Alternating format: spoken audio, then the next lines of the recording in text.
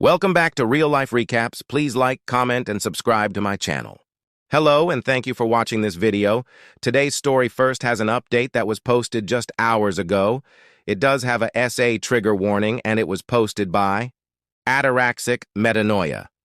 Would I be the a-hole here if I break off my engagement because of his new views about women? Burner account post. My 28 female fiancé, 34 male, and I used to have a great relationship. But for the last year, his political views have become a problem. I mostly bit my tongue about it, but it came to a head when he accused a woman at his job of lying about her SA. I pointed out that when a woman accuses a man of the R word, he questions it and says she is lying. He justified that by saying it's stupid to believe an accusation like that with no proof. I pointed out that he has no proof that she's lying either, but he's accusing her anyway. He often sends me articles of women, usually teachers, SA-ing boys. I brought up that he never says the boys are lying or asks for proof. He got very upset and kept repeating that I was trivializing male SA. I don't feel like I was. I feel that I was just pointing out the hypocrisy. He denied being biased against female accusers. I reminded him that when the allegations against Diddy first happened, he said, feminists were just trying to ruin a successful man's life. Unsurprisingly, he never brought up the man who accused Diddy of SA. He defended Diddy up until the video of him physically assaulting Cassie was leaked. Even then, he said, we didn't know the whole story. The final straw was when he was telling me, yet again, how women are actually worse than men because we are sneaky and conniving and at least men will F you over to your face. He kept saying that women are far worse people than men, and I just lost it. I said that there was nowhere on earth, not now or ever in recorded history, that the female violent crime rate has been higher than the males. I told him that men end each other even more than they end us, so they are a bigger danger to themselves than some girl being sneaky. I said that blaming women for unfair legislation, like conscription, makes no sense when men make up the majority of the U.S. government, and most, if not all, other governments. He was absolutely furious about all this. He didn't argue with me, per se. He just told me that I was brainwashed by the feminist agenda and that feminism lied to me and convinced me I was special. I still don't know where that comment came from. It was not relevant to anything. I, admittedly, was very pissed off and said, well, maybe patriarchy lied to you about this relationship being special. I threw my ring at the table, left the house, and haven't spoken to him since. Today, he sent me a long text stating how I belittle him with that comment and that I would be a good wife if I could just stop needing to be right all the time. I haven't responded, and I'm conflicted about if I will at all. I feel bad about throwing the ring. I really feel bad that I hurt his feelings by saying our relationship isn't special. But still, to be honest, I'm seriously questioning if I really want to marry him. He has always been argumentative, not just with me, with everyone. Normally, I just ignore it, but he was so egregious with his hypocritical BS. I shouldn't have taken the bait, and I don't feel like men are generally bad. I was speaking out of anger. I don't consider myself to be a super political person. I'm not even sure if I count as a feminist. He just has a new complaint about women every freaking day at this point. It's so frustrating. I don't know when he became this way, but it sucks. There are still things I love about him, but the things he has been saying may be more than I can forgive. Despite all that, I'm still responsible for my intense outburst because I ignored his constant woman bashing in an effort to keep the peace. I exploded when I could have just spoken up from the start. Maybe if I'd nipped it in the bud right at the start, it could have been better. IDK. I don't know what to do. Am I the a-hole here? And now from the comments. First comment. We know when our partners suck, we hide it from others. It didn't sink in how bad my first marriage was, no abuse, just very, very poor compatibility, until I ended things and suddenly didn't feel the need to hide the bad. We were constantly bickering in front of people, but it was worse at home, and I never complained to anyone about him, not even my mom. I took as much blame as my cognitive dissonance would allow. Not that I'm blameless, but I actively worked to absolve him of blame for everything, laying it all at my own feet because I was sick. And when we ended things, after a year plus of therapy, I was suddenly bursting with anger at how far it's all gotten. Second comment, not the a-hole. He's been argumentative with others because that's who he is. Someone who's nice to you but rude to wait staff isn't truly a nice person. Once he gets what he wants, he'll have no reason to treat you any differently from anyone else. Consider yourself lucky he couldn't maintain the facade until after the vows and paperwork were done. This downvoted commenter said, "Is that important for you? Is it important for you that you be right, or that I be wrong? It seems exceedingly important for you that I, a stranger, be wrong. Or is it important that I don't challenge what you have to say?" I'm not sure. Are you sure? Yeah, that's what I thought. And OP replied with, "If you were mistaken about this simple foundational point, then it's likely that if I keep reading, I'm going to find out that you're wrong about a bunch of stuff." The main point, which was already pretty clear in the post, is that he accuses the women of lying, but not the men. If he sincerely believes that proof is necessary before believing an accusation, why is he only applying that belief to women? Why do men who claim they were aid not also bear the burden of proof in his eyes? Why are men believed automatically but women have to prove it? This isn't about legal procedure. This is about his personal beliefs and hypocrisies. Obviously, quote-unquote, we must maintain the burden of proof on the accuser. The irony is that you aren't applying this to my ex. He is accusing this woman of making a false, the R-word, accusation. That's a very serious offense. He has absolutely no proof to support his accusation. If he cared about proof at all, then he would remain neutral until proof was presented, apply the burden of proof to himself when making accusations against another person, and require proof regardless of the accuser's gender.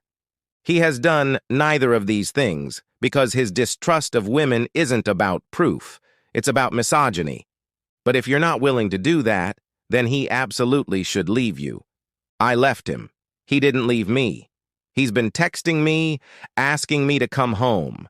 You'd know that if you read the post instead of offering your uninformed, half-baked, try-hard, sophomoric, anti-intellectual drivel.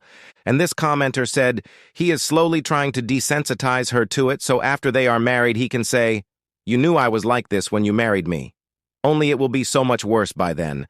Men that bash on women usually like to beat on them. When he said women are sneaky guys will do it in your face," he was telling on himself. And now on to the update. Hi, again. I'm surprised and overwhelmed by the response my post got. Thanks to everyone who read through all that. And thanks to anyone who reads through all this, too. After I left, I went to a hotel. He kept contacting me to ask when I was coming home. I told him I needed time to think and turned off my phone. When I turned it back on, I saw his photo on my lock screen and decided to call him, for reasons that will make sense later. He said he wanted to talk face-to-face, and I agreed, so I went home. He apologized for implying that I'm not special. I apologized for implying our relationship isn't special. We've been together for 12 years, so saying that was hurtful and untrue. Before anyone compares the harshness of our statements, his wrongs don't justify my own and vice versa. Disclaimer. This post isn't about the validity or ethics of gender roles. This is strictly an account of what happened with no wider social commentary from me. We discussed what we wanted for the future. He wants a traditional marriage, and specified the following. I would quit my job, and we'd start trying for a baby right after the wedding. I'd be a stay-at-home mom until the kids are old enough for primary school, and we'd raise them as Christians. He wants to protect and provide for our family, and I would be submissive. He assured me that I could still disagree with him and have a say, but he wants to ultimately have the final say in most things. He asked if I understood what he wanted, and I said yes. When he asked me if I still wanted to get married, I told him that I didn't. He has the right to change his mind, but it's not the arrangement we agreed to when he proposed. This post is long enough, so I won't detail how he got into this gender essentialism stuff or why I don't want the type of relationship he's asking for. Suffice to say, we are no longer compatible. He wants to do a trial run of his preferred setup so I can see that it's for the best. I told him that we had a very successful trial run of not doing that for 10 years until he decided to switch things up a few years ago. He was unfazed by this. So about the lock screen, he has a small snaggletooth toward the back that he's always been shy about, so he never fully smiles in public. That photo is one of very few pictures where he is showing his real smile, and it's beautiful. Seeing that photo used to make me so happy. When I saw it this morning, I just felt sad. I know it sounds dramatic, but it feels like he died and was replaced by some kind of red-pilled pod person. When he asked me if I still loved him at all, I told him that I will always love him, but I'm not in love with him anymore. I get that many people had strong feelings about the things he said, and he definitely crossed the line several times, but this is still so hard for me to do. He's the only man I've ever been with and my best friend. I'm relieved that it's over, but still sad about how it ended. I accept that he's a different person now, but it's hard not to think of what could have been. Update edit. I did a whole update post, but the TLDR is, I told him I wasn't in love with him anymore and called off the engagement. I'm going to a friend's place for a few days and he's going to move out of the condo by the 9th. And now on to the comments. First comment. You put it perfectly right here. Quote unquote, he asked if I understood what he wanted, and I said yes. When he asked me if I still wanted to get married, I told him that I didn't. He has the right to change his mind, but it's not the arrangement we agreed to when he proposed. You made an informed decision. Second comment, right? I also like when she said, we had a very successful trial run of not doing that for 10 years. I feel like it's really hard to go from doing something well for 10 years and then expect to just change it almost 180 degrees and expect it to go well. More like impossible when it's a one-sided decision. I feel sorry for OP, but I'm glad she's able to set and maintain her boundaries for a relationship.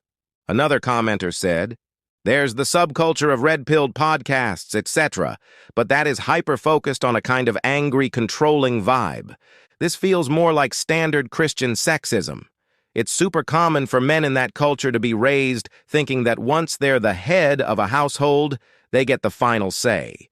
They believe that they are ordained by a deity for that position, and that it is natural and overall best for everyone. It's a kind of benevolent sexism that views the wife as this weak little creature that needs help with thinking right and doing stuff. There are a lot of contradictions within it, and it isn't logical. For instance, she's so weak, but she must physically endure childbirth. Or, she's so incapable of male levels of high-order thinking, but she must manage the household and keep track of raising the children. Or, we must honor these gender roles, but sex before marriage benefits me, so let's overlook that. In terms of self-identity, I think people like this man will see themselves as the wise, kind shepherd of the stupid sheep woman who doesn't even know what's good for her, as opposed to the red-pilled communities who are more of a, I'm stronger, why shouldn't I take what I want vibe. They both end the same way. So many abusive marriages are justified with Abrahamic religion. But in the Christian community I grew up in, none of what the guy in this scenario would have been viewed as extreme. It would have been standard. The standard just happens to be super effed up. Edited to add, this also explains the sudden change. Because before they are married, her behavior is her dad's or male relative's responsibility. His authority transfers at marriage, so to him it's perfectly logical that suddenly he should be her boss. I wish it was an exaggeration to say I've seen this over and over in that culture, but it isn't. And now on to this new story that was posted by Good Donut 816. Am I the a-hole here for going on a girls' trip instead of taking care of my husband after surgery? I, 24 female, have been planning a girls' trip with my sisters and 2 friends for the past year and a half. We spent 2 weeks in Greece, and I just got back yesterday. Several months ago, my husband was told he needed his wisdom teeth out and was given several surgery date options. One for 3 months ago, one for the week I would be gone, and 2 or 3 options in October. The clinic was pretty booked out and my husband was in some pain, so I suggested he take the soonest available appointment to not only get it over with, but fix his pain sooner. Plus, I'd be out of the country the next available one. He didn't want to take the soonest one, because it was too soon and he wasn't mentally prepared, and I assumed that meant he'd just wait till October. My husband informed me 3 weeks before I left for my trip that he had booked that time slot and he'd need me to stay home and take care of him. I told him that wasn't happening and he needed to either pick a later date or have someone else help him.